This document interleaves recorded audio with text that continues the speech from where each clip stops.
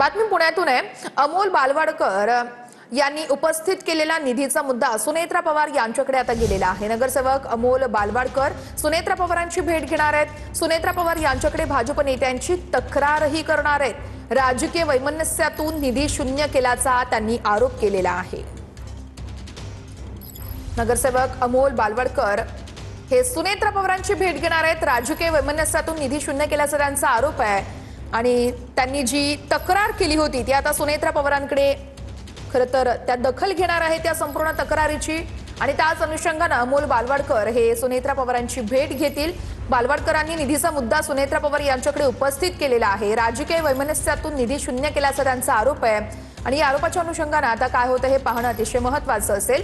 प्रदीप कापसे आमचे प्रतिनिधी या संदर्भात आपल्याला अधिक अपडेट देतात। प्रदीप, अमोल बालवाडकर हे नगरसेवक आहेत, त्यांची नेमकी मागणी काय आहे आणि त्यांनी काय तक्रार केलेली आहे सुनेत्रा पवारांकडे?